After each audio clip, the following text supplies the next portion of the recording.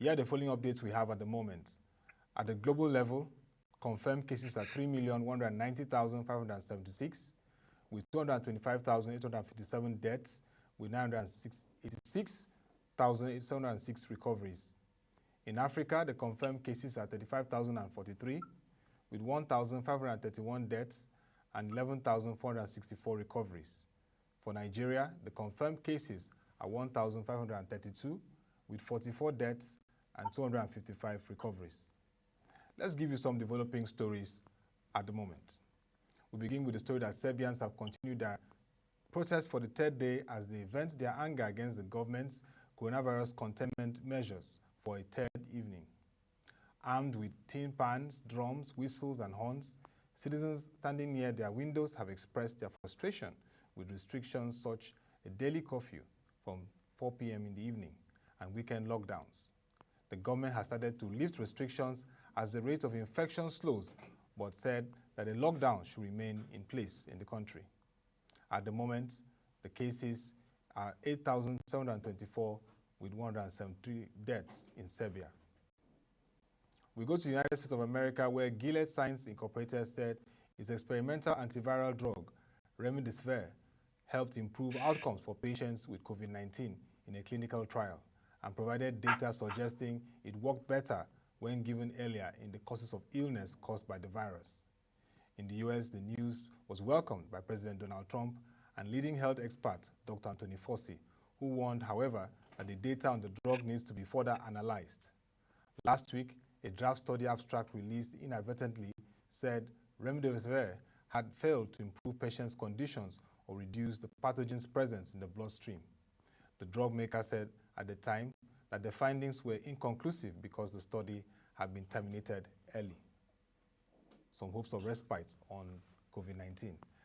We go to the global economic space, and U.S. economy contracted in the first quarter at its sharpest pace since the Great Recession, as stringent measures to slow the spread of the novel coronavirus almost shut down the country, ending the longest expansion in the nation's history. The Commerce Department said gross domestic product fell at a 4.8% annualized rate in the January to March period, after expanding at a 2.1% rate in the final 3 months of 2019. The first quarter decline was the steepest pace of contraction in GDP since the first quarter of 2009. The decline reflected a plunge in economic activity in the last 2 weeks of March, which saw millions of Americans seeking unemployment benefits. Now we get on to our conversation on economy and politics, which is extended. We had in the morning, 9 a.m., Mr. Hakeem Ogunniran, founder and CEO Eximia Realty company, to speak on Nigerian economy and the real estate sector amidst the COVID-19 pandemic. We want to conclude that the U.S. economy, the world's largest economy, contracted for the first time since 2008 by 4.8%. What is that implication showing for the global real estate and property market? In many areas, U.S. sets the pace for everybody, and a lot of things happening in other real estate markets will typically mirror what's happening in the U.S. I think what we should be worried about more is the level of contraction and negative growth that we're also going to see in our economy, because those will impact directly on the fortunes of the sector. And I think that is where our focus should be. Because at the end of the day, like I tried to say in the morning, real estate will always thrive against the backdrop of strong economic fundamentals. But now with IMF predicting that we are heading for our worst negative growth recession in the past 30 years, with all the indicators that are being turned up on a daily basis, with all the economic analysis in terms of potential negative growth, I think we all have a very serious cause to worry, not just for real estate, but for other sectors of the economy. Yeah. And then let's look at the whole value chain, from the developers to the valuers, even to those that are involved in the construction. How will this mean to impact the whole value chain? What the developments we're seeing from the COVID-19 pandemic on the real estate and property industry? I think for me, the players in the market particularly developers, there are some areas that they need to focus, which should give them cause for concern at this time. I think developers need to focus on their leverage. If you have debt, and as a real estate developer, you are almost likely going to always have debt. So if you have debt, you have to be worried about your debt because the thing about loans is that loans doesn't recognize weekends, doesn't recognize holidays. Loans don't recognize lockdowns. And even as you are locked down, the interests on your loan, they're accumulating on a daily basis. So it's time to start reviewing the terms of those loans and to begin to have very hard conversations with the lenders. Most lenders are very brutal. When the lockdown is finally over and you sit around the table with them, the conversations are not going to be easy at all. So I think developers, need to be worried about their leverage. You need to be worried about your customers, particularly customers that you have pre-existing obligations. Those who have bought off plans, those who have made part payments. Chances are that at the end of the lockdowns, some people are likely to want to withdraw, opt out of the contract to withdraw their cash. You also have issues of delayed delivery. So you have to be worried about that. And I think this is really the time to start having conversations around that. You need to be worried about your project delivery. Now, supply chains are heavily disrupted. People should realize that about 60 to 70% of the inputs in the industry are imported.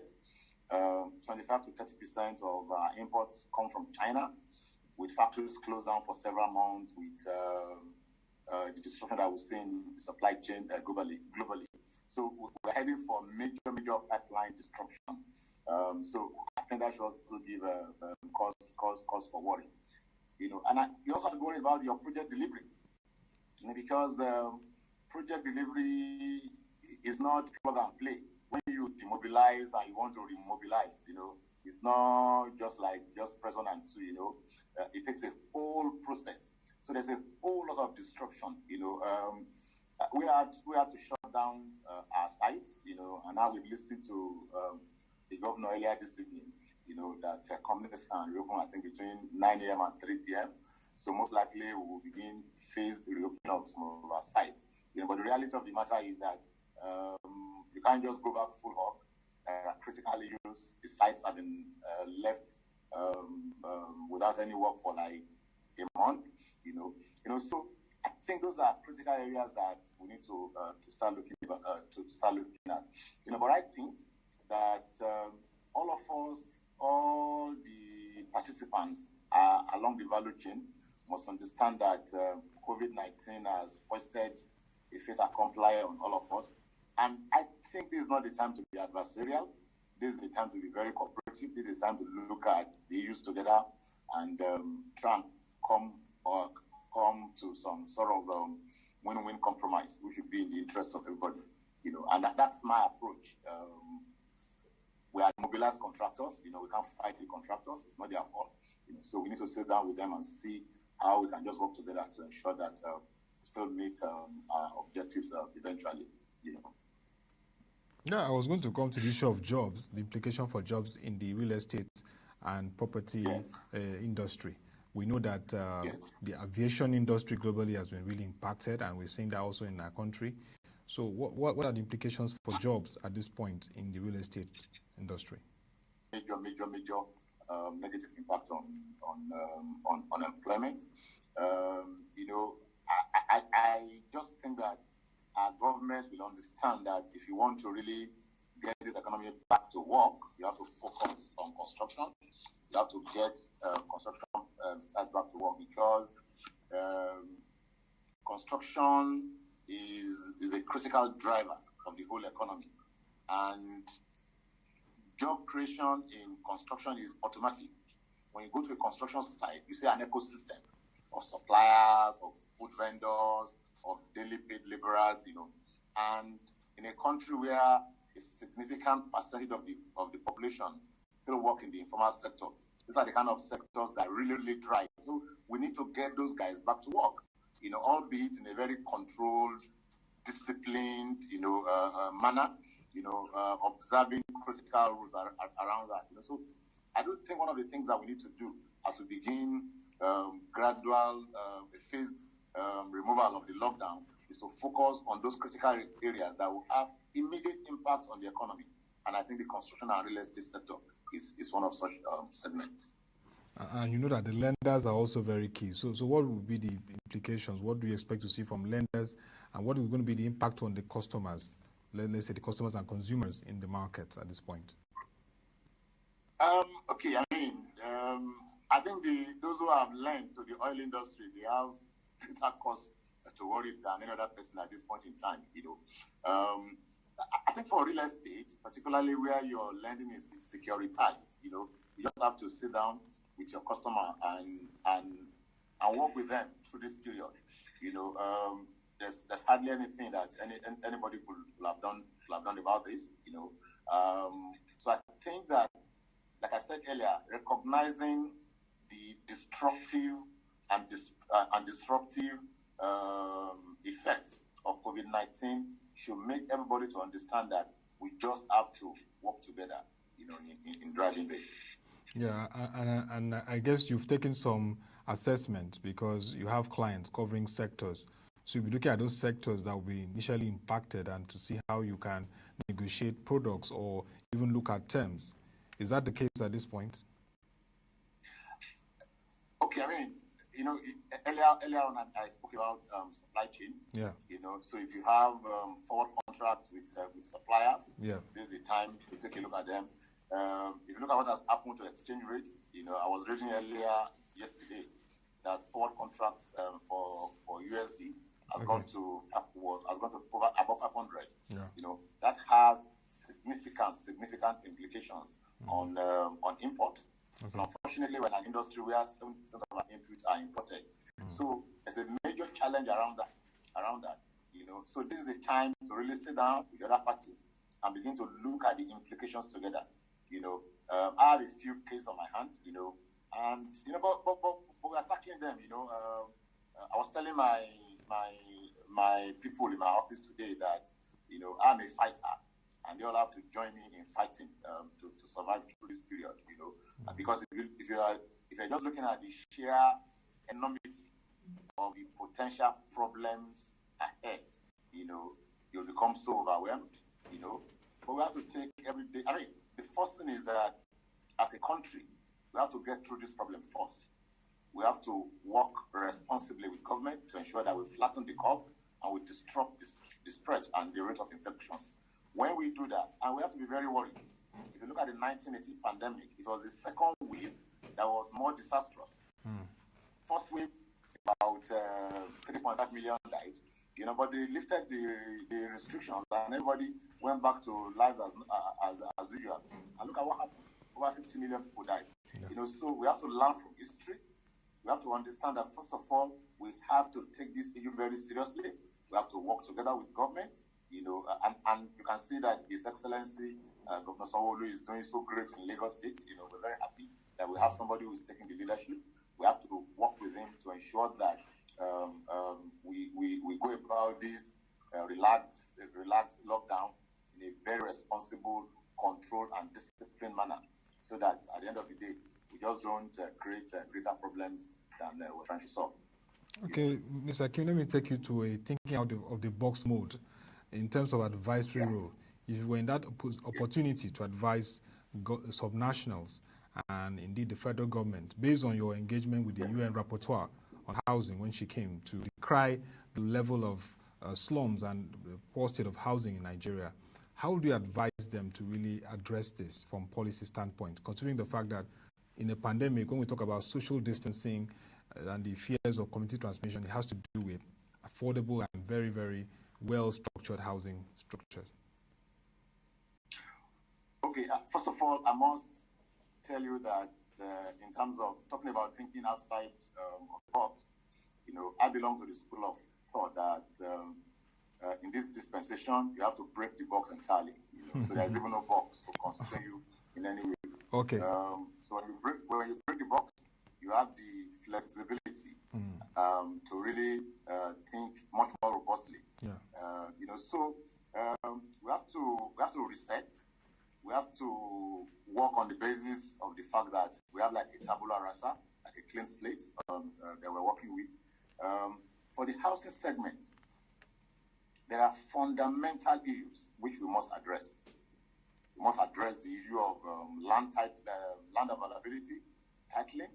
We must address the issue of permitting and approval. The processes are still too cumbersome. Government must create a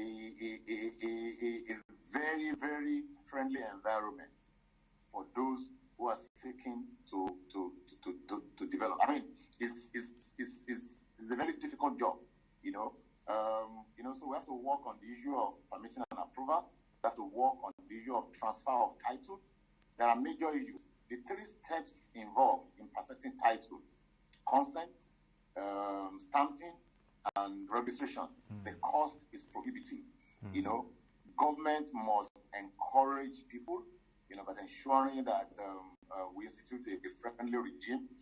Unfortunately, we didn't invest in infrastructure at the right time, because one of the greatest challenges that developers face today is infrastructure. Today, as a developer, you are a mini local government, yourself. You provide your primary infrastructure, you provide your secondary infrastructure, and you still pay tax. It's a major problem, But talking generally, I've always taken the view that, and that's what breaking the box mold will entail this time around, Government must institute a regime, Nobody's asking for handout. We're asking for a friendly environment that enables you. I mean, I don't want to go and file for approval and begin to queue at any office.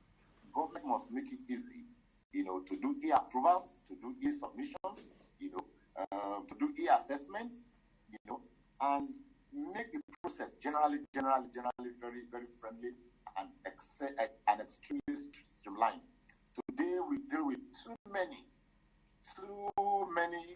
authorities and institutions, You just go from one to the other, Eventually, after you get your approval, stamped and delivered to you, you still have to go and register your project with another institution, You have to still carry, and when that process started, I discovered you have to start filling forms all over, Nobody has time for that.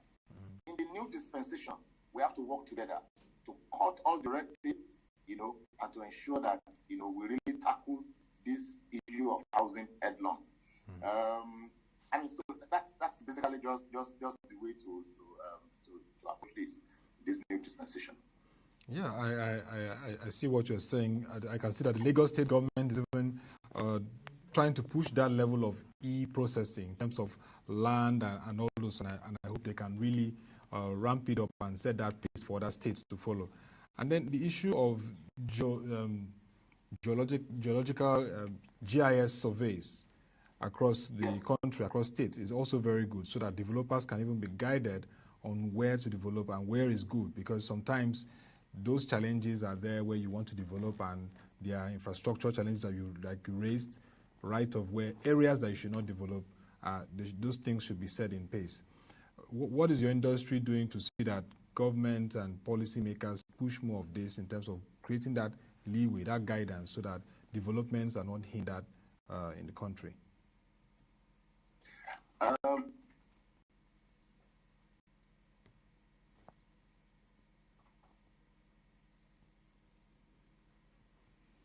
Mr. Hakeem, can you hear me?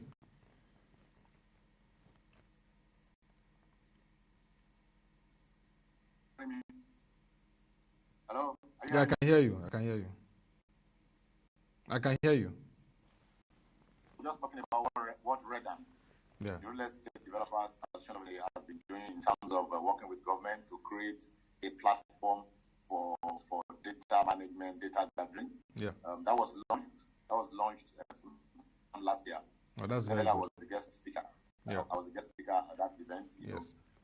That's coming out very well.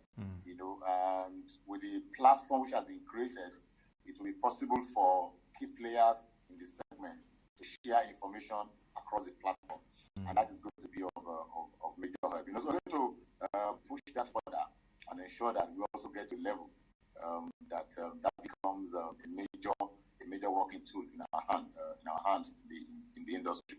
The other point we should also mention is around GIS, Geographical Information Systems, which has been implemented in some states.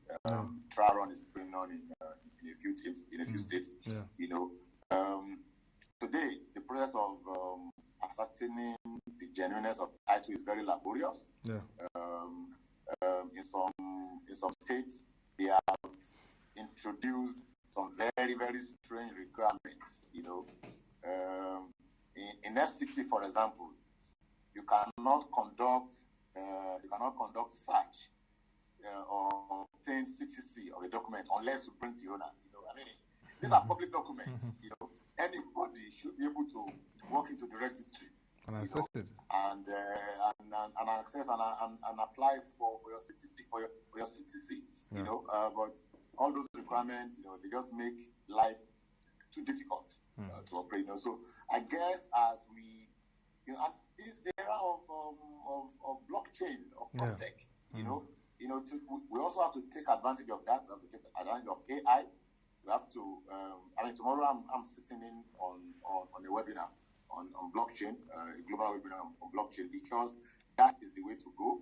And all governments, both at the federal and the state level, they must take advantage of this digital transformation, and help to create a platform that will help real estate development to happen in a much more efficient and timely manner in Nigeria.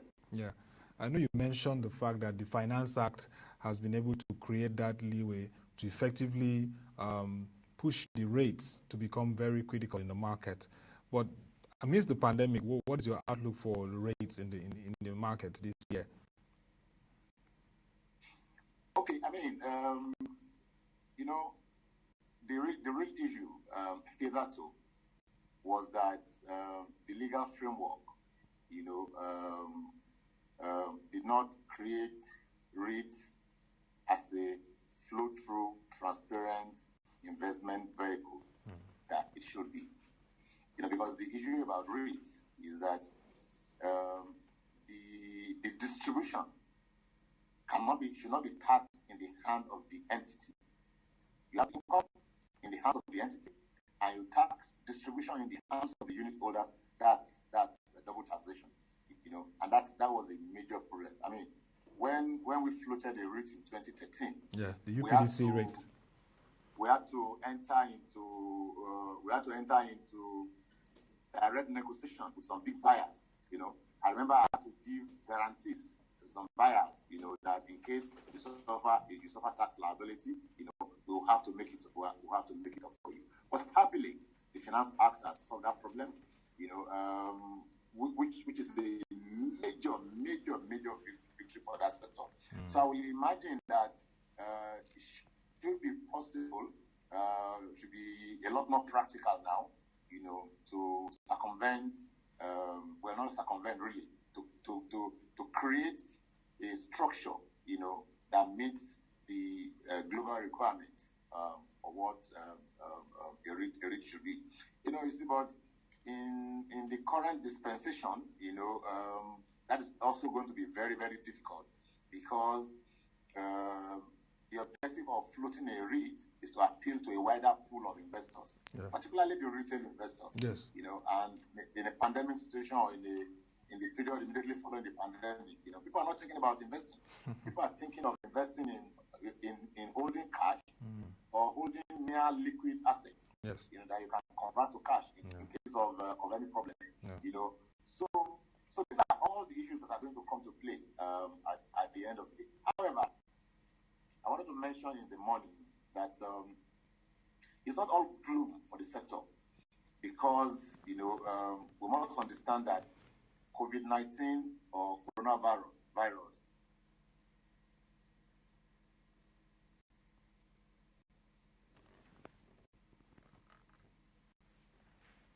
So Hakeem, can you hear me? As a matter of fact, okay. As a matter of fact, the only known cure for COVID-19 is at home. that underscores the significance of housing, So there will still be the need for housing, The only thing is that people are going to demand value, So players who are going to meander through this period successfully have to be a lot more innovative, have to be a lot more efficient, have to be a lot more engaging, have to be